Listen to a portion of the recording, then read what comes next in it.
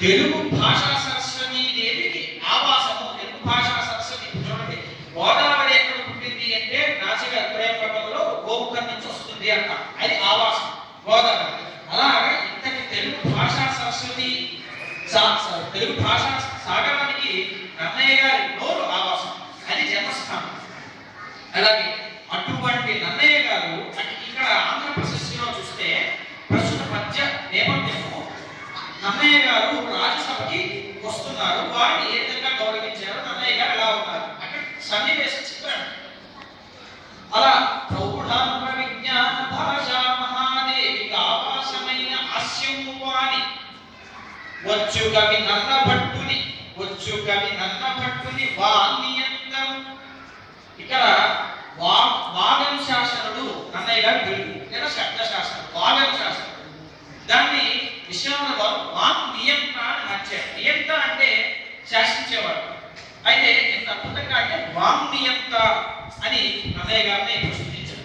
Walk నియంతను ఎదురుగా పోయి సచివాలు నెరగితేగా, ఎదురుగా వెళ్ళి నన్నయ్య భట్టారకుల వారికి స్వాగతమని సచివాలు ఏకంగా రాజుగారి మంత్రి వెళ్ళి వారిని తీసుకొచ్చారు. అంటే అక్కడ మనం తెలుసుకోవాల్సింది ఏంటంటే, ఒక పండితుడికి లేదా ఆస్థాన కవికి తన కుల బ్రాహ్మణుడు రాజగురువో లేకపోతే పండితుడు ఆస్థాన కవియో కానివ్వండి, వారికి అంతటి గౌరవం లభించేది ఆ రోజుల్లో కవి పోషకులు.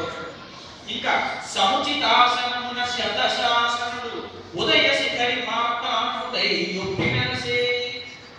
ఉదయ శిఖరి మాతాండుడు చూడండి, ఉదయాన్నే సూర్యోదయ కాలంలో సూర్యుడు సముద్రగర్భం నుంచి వస్తున్నప్పుడు ఎలా అయితే ఉంటాడో, ఒక కొండ మీద వాళ్ళ నుంచి సూర్యోదయం ఎలా కనిపిస్తుందో అలాగా ఆ సింహాసనం మీద కూర్చున్న నన్నయ్య భట్టారుడు ఉదయ శిఖరి మార్తాండుడై ఉదయపు సూర్యుడిలాగా చక్కగా మెరిసిపోతూ బంగారపు సింహాసనమున వారు కూర్చొని ఉన్నారు. ఉదయ శిఖరి మార్తాండుడై ఉప్పు మెరసే అని విశ్వనాథ్ వారు కీర్తించారు. ఇక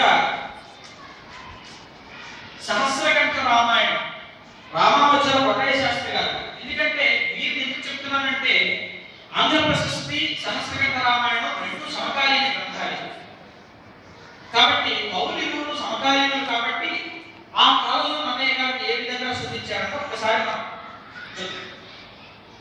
ఇక రామావచర వటయ్య శాస్త్రి గారు మతిమంతుల్ సుగుణాఢ్యులెల్ల పొగడం మాధుర్య వాగ్యుక్తిమై చితిపై భారత వేదమున్ తెలుపురన్ చెల్వంత నిర్మించి తత్స్థితికి కారణభూతుడైన గనుని దివ్యాత్ముని నన్నయం ఏమోర్చినే వేదం అన్నారు. అయితే నన్నయ్య గారు ఏమంటున్నారు అంటే, మతిమంతులు సుగుణాఢ్యులెల్ల పొగడం మాధుర్య వాగ్యుక్తిమై చితిపై భారత వేదము. భారతం అనేది పంచమ వేదం కాబట్టి ఆ భారత వేదం తెలుగున చెల్లుంట. సంస్కృతంలో ఉంటే సరిపోతుందా? సంస్కృతం ఎంతమంది వచ్చు కాబట్టి దాన్ని తెలుగులో రాయాలనే సదుద్దేశంతో, ఆంధ్ర సంస్కృతిని వెలువరించాలనే ఉద్దేశంతో తెలుగున చెల్లుంట నిర్మించి తత్స్థితికి కారణభూతుడైన, అంటే మహాభారతమైన పంచమ వేదమైన మహాభారతానికి తెలుగు సాహిత్యంలో ఒక ఉన్నత స్థితిలో కూర్చునబెట్టాలి. మన దురదృష్ట కాకపోతే నన్నయ్య గారు కాస్త ముందే భారత రచనను మొదలుపెట్టి రాజాగారు ముందే ఎందుకు అడగకూడదు, నన్నయ్య గారు కాస్త ముందే ఎందుకు మొదలుపెట్టి ఉండకూడదు, నన్నయ్య గారు పూర్తి చేసి ఎందుకు పరమపదించకూడదు. సరే, అది తెలుగు వాళ్ళు చేసుకుని దురదృష్టం అనుకుందాం. ఉన్న 2.5 పర్వాలే మనకు చాలు. ఇన్ని నన్నయ్య గారి సాహిత్యం మీద ఇన్ని అంశముల మీద సభలు జరుపుతున్నాము అంటే ఆ 2.5 పర్వాలలో అష్టాదశ పురాణాలు ఉన్నాయన్నలో అతిశయోక్తి.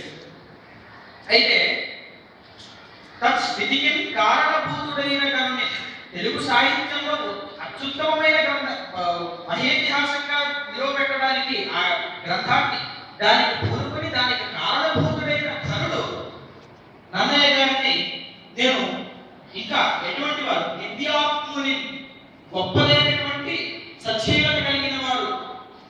సరే, అప్పటికి నన్నయ్య గారు లేరు కాబట్టి గొప్పదైన ఆత్మ అని కూడా అనుకోవచ్చు. కీలకొచ్చి నా కావ్యం మొదట్లో నేను వారికి చేతులు జోడించి నమస్కరిస్తున్నారని రామానుజుల వారు కీర్తించారు. అయితే ఈ విధంగా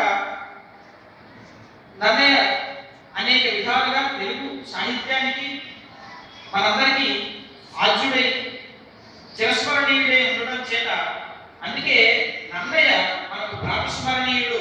ఆయన గావించిన అద్భుత సాహితీ సృష్టి ఆంధ్రావళికి ఉపాధి.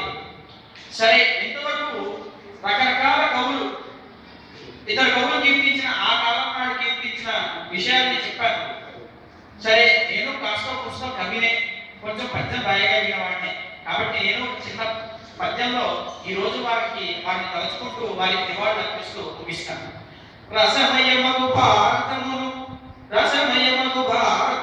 అసమానముగా మలచిన ఆది కవిని మానసము పొంగ తలము ఆంధ్ర సరస్వతి కాట పట్టు నన్నయ్య పట్టు. అవకాశం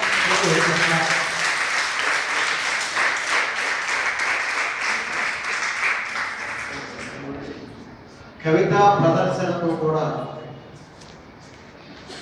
నన్నయ్య గారి సంస్మరణ ముగిసింది. అయితే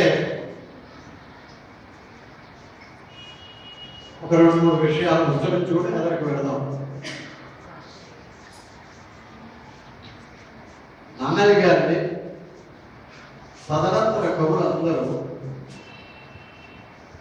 ఏ రకములుగా స్తుతించారు. నన్నయ్య గారిలో ఏ గుణగణాలు వాళ్ళని ఆకట్టుకున్నాయి ఆ స్తుతి చేయడానికి అన్న విషయాల మీద అత్యద్భుతంగా ఉపన్యాసాలన్నీ కూడా జరిగే. చాలా సంతోషం. అందరూ చాలా ఉత్సాహంగా పాల్గొన్నారు. ఎవరి దారిలో వాళ్ళు అన్వేషణ చేస్తూనే ఉన్నారు. ఆ విషయం ఉపన్యాసం చెప్తుంటేనే అర్థమవుతుంది. చాలా శ్రమపడి చేసేది. ఇప్పుడు నన్నయ్య గారు గురించి మనకి తెలిసింది భారతం మొత్తం మీద ఒకటే పద్యం. ఆ పద్యము అందరంతనా నిరార్థకం. ఎట్లా తెలుస్తుంది? మిగతా కవులందరూ స్తోత్రం చేసిన స్తుతి పద్యములను ఆధారంగా నిర్ణయించాలా, లేక అసలైన వస్తువులోకి వెళ్ళి నిర్ణయించుకోవాలి? వస్తువులోకి వెళ్ళాలి. నన్నయ్య గారు చెప్పినటువంటి పద్యంలో కుల బ్రాహ్మణుడు అనురుక్తులు ఇవన్నీ ఉన్నాయి కదా. ఇవి భారత భాగంగా ఎక్కడైనా కనిపిస్తున్నాయా? చాలా స్పష్టంగా కనిపిస్తున్నాయి. ఆ ధోరణితో కూడా విశ్లేషణ చేస్తే దొరుకుతాయి.